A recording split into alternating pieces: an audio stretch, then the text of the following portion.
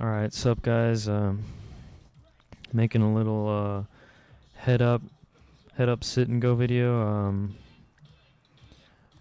We've been focusing a lot on full tables, 6-handed tables, 10-handed tables, and now we're focusing on really short-handed tables, meaning we're just playing heads up. I'm going to discuss some strategy that I use to well, basically to beat the high stakes games. I don't really usually play this low, but I realize that you guys usually play much lower than I do, so mainly what you want to do is you want to be playing pots when you're in the big blind, because you already have so much invested in it, and you don't want to be playing pots when you're in the small blind. Like, this guy's making a pretty stupid mistake by calling me from the small blind. He should be folding. You want to be playing pretty tight pre-flop. We picked up a pretty sweet draw here. We now have a 9 for a straight, so we're definitely going to be calling. Alright, we missed it, so we just go out with a bluff here. I mean, this is basic strategy. He got lucky on the turn. Play smart. Focus on your opponent. Try to understand what they're doing. And play tight. I mean, normally you'd see me playing these hands at a full table, but heads up, you really got to tighten up, because you're usually not getting dealt good cards. Here we flopped a pair, and now we have 2 pair, so we're in bad shape. But we're just going to call because we have the full house draw. We missed the full house draw. And we're just going to look him up to see what he has. Normally this is a automatic fold, but here I'm just going to pay for some information. Alright, obviously that was an automatic fold, and that's pretty much the reason why. Is heads up. Usually your opponents, they'll have strong hands. We flopped a pair, so we're in some decent shape here. We have a pretty strong kicker too. We're definitely going to call a few raises, and we're staying aggressive.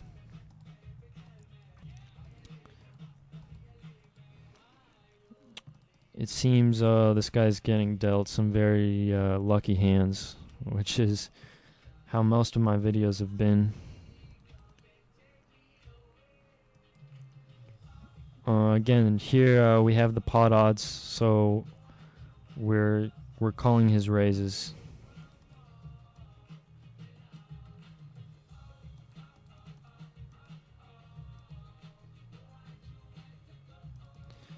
And we hit our hand here, but there's a straight possible.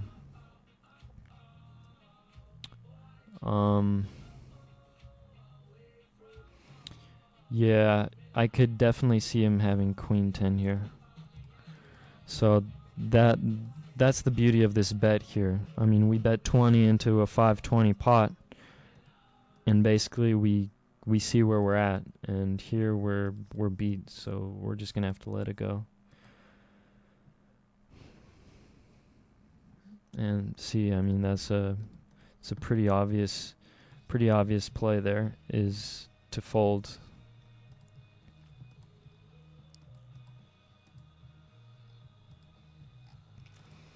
We still have 5 blinds. We're in decent shape. You can still afford to play tight. Mainly, you want to wait for a decent hand. A lot of time I see people, they just shove their chips in when they're short stacked, when they're playing heads up. because they think the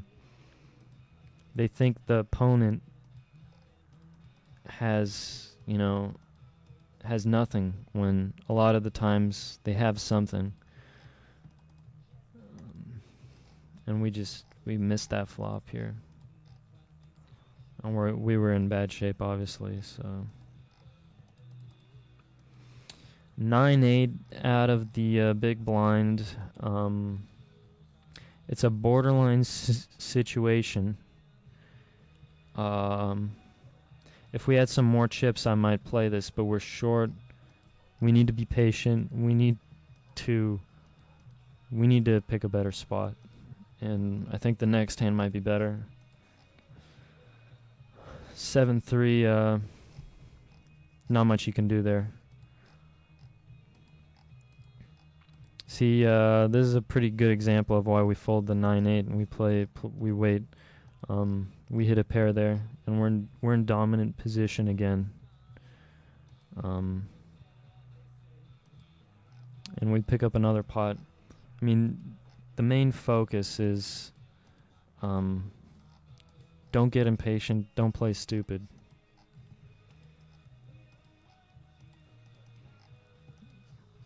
Once again, if we had more chips, we'd call here, but our stack is running a little low, and frankly, it's kind of funny that this guy keeps on putting us in like that, because one of these times we're gonna scoop up a nice pot.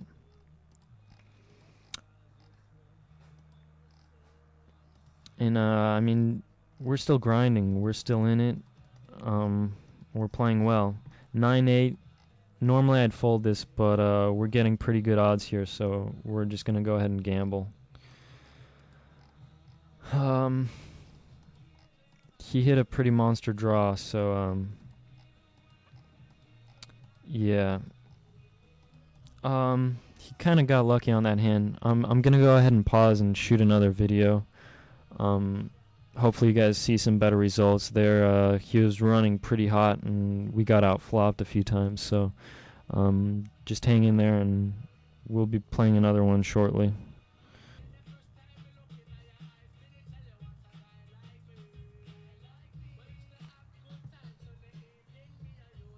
Actually just recorded a video that I actually didn't record.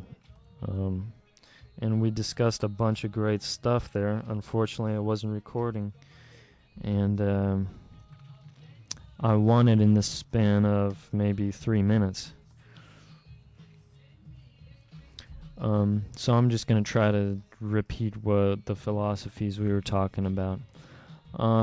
Basically, what I was talking about was the Twilight Zone strategy, and that's basically a unknown strategy to most players because they play the basic lag and tag strategy. By lag I mean loose aggressive, and tag I mean tight aggressive. And what the Twilight Zone strategy is basically it's not even a strategy. I mean you just do unexplainable things, and that's why. And that's why it's called the Twilight Zone strategy. Now we're going to fold this if he pushes. That's just an example right there. I mean, we make weird plays with the Twilight Zone strategy. Now, a second thing you might be asking is why I fold strong hands, and then it seems like I play weak hands. Well, an important thing about poker is not really caring about your hands, just focusing on your opponent. Okay, so I mean, I don't care if I get pocket aces every single hand. I'll be folding them. And I don't care if I get deuce 7 every single hand. I'll be raising. I mean, that's just the way you got to play if you want to win at this game, and that's definitely the way you got to play if you want to win at the higher stakes. Here we're just going to let it go. There's a lot of hands that beat us. Now, what I'm going to do for this video is I'm actually going to block my hole cards. I have one of those yellow sticky tape things, and we're going to block my hole cards. and I'm going to show you how you play the Twilight strategy without even seeing what the heck you have. And I'm going to do it after this bluff here. Hopefully 10 high is good here.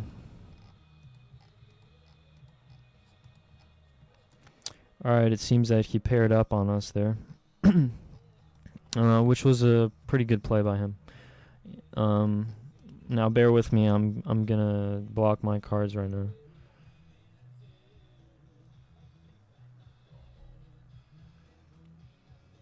Alright, it's kind of blocking the bet amount. So I know we have 10-6 this hand, but I'm going to have absolutely no idea what we have the next hand. And hopefully you guys can see really what kind of, how well the intuition of a seasoned player is. Mainly its experience in how you play without knowing your hole cards.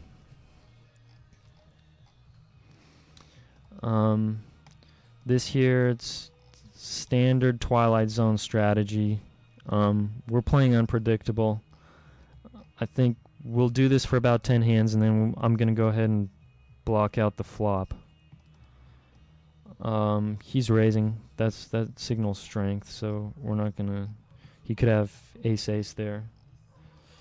Let's go ahead and raise it up. At this point we can have ace high, we can have deuce 3.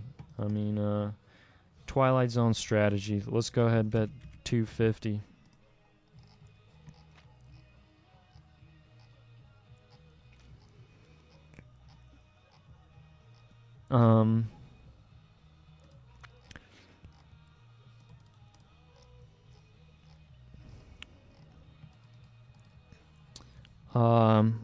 I have a feeling we flopped a 7, so I'm just gonna go ahead and bet here. Of course the 8-9 beats us now, so we're gonna check. Let's go ahead and call it. I think we have the 7. Okay, it seems that we split the pot with them, so we probably had the jack. It's basic Twilight Zone strategy is to be making weird plays like this. We'll bet 100 and then we'll fold to a re-raise. Just simple stuff like that.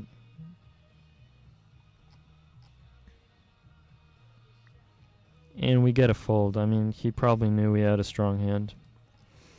Okay, I'm actually gonna... I have a stack of these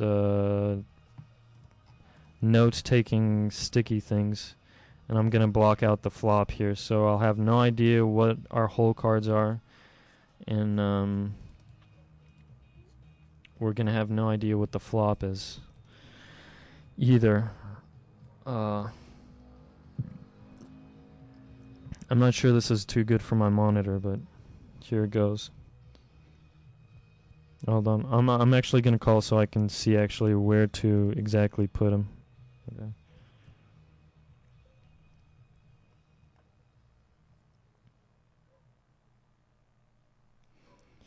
Okay, basically the whole... I wish you guys could see this.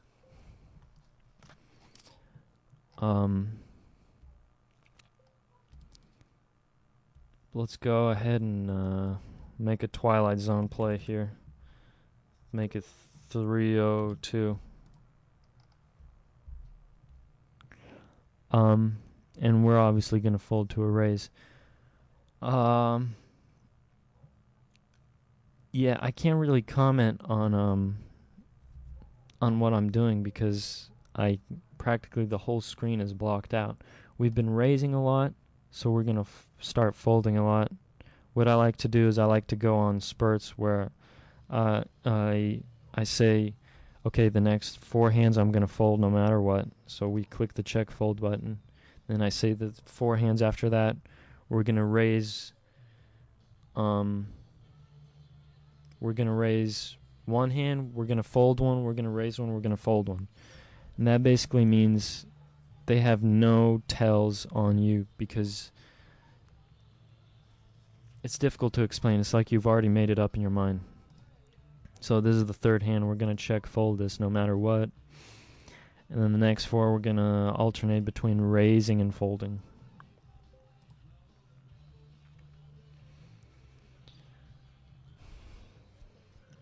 Alright, it seems we took it down. Unfortunately, I have no idea. Oh, here it says what we had. We had a pair of threes. We were probably dealt pocket threes. Okay, now we're going to raise.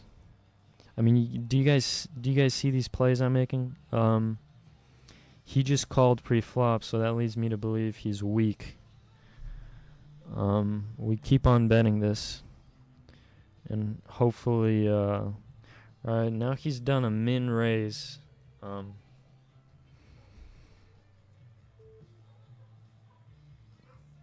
mean, this is really where intuition comes in and your experience as a pro. Let's go ahead and repop him. See where he's at.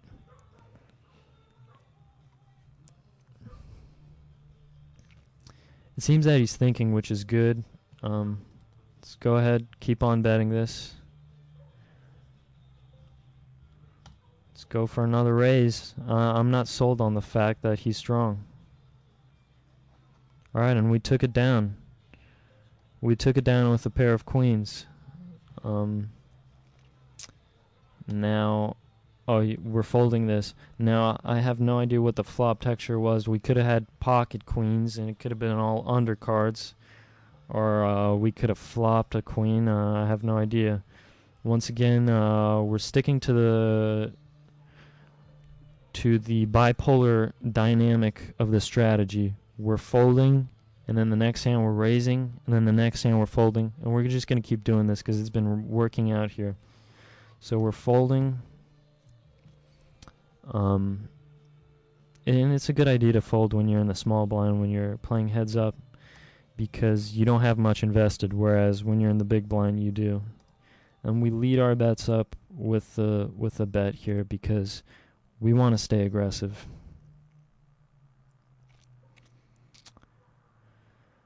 He makes a raise, and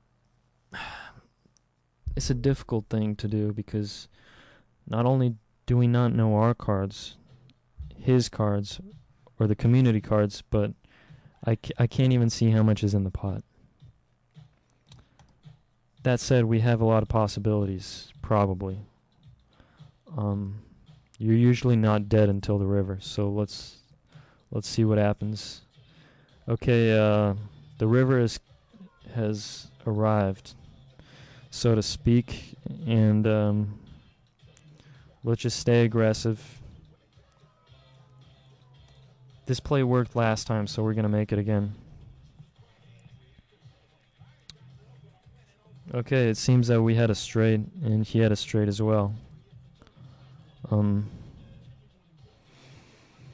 Not sure how that went down, but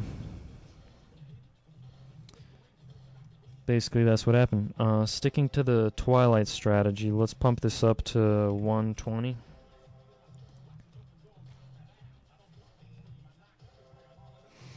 We got a call.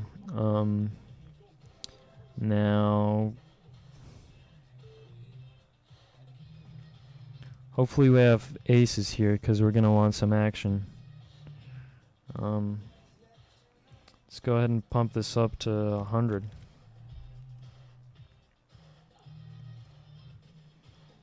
We took it down. I'm guessing the board didn't hit him, and it may or may have not hit us. Now, frequently I'll play with my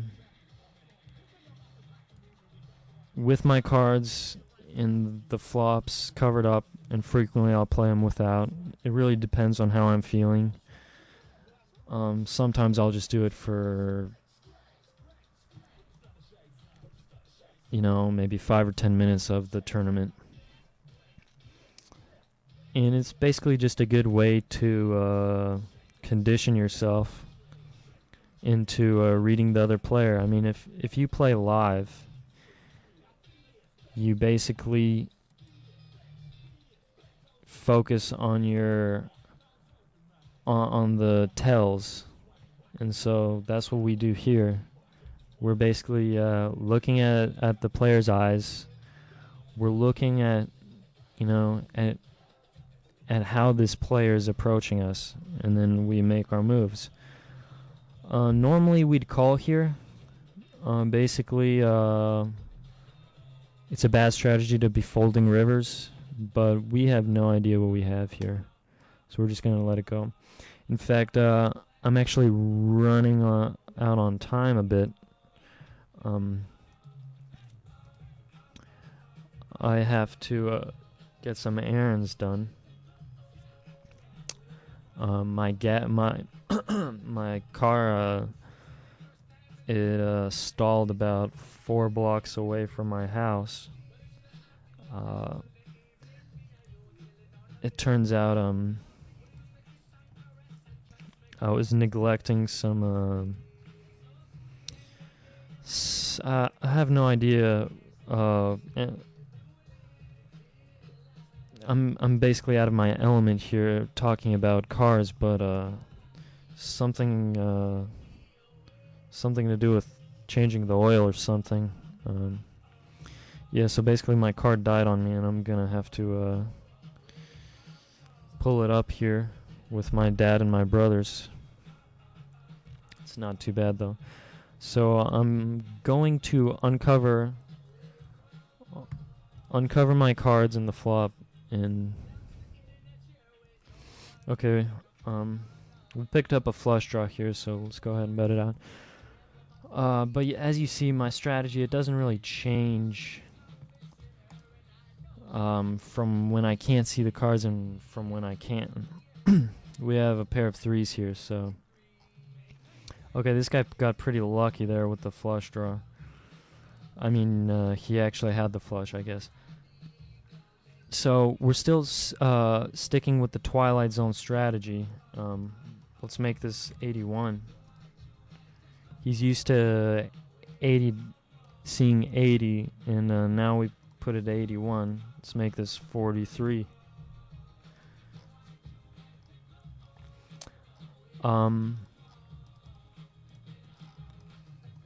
So it's difficult to explain the exact strategy behind heads-up play, and that's why we need to be playing Twilight Zone strategies. It's just unexplainable.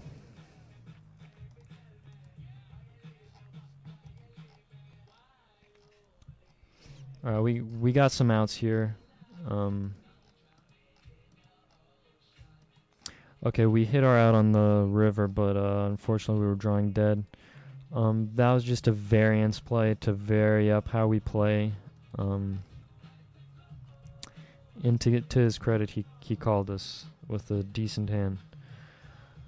I think maybe next week I'll show you guys some cash games, but for now, just hang in there, play smart, and good luck to you guys all.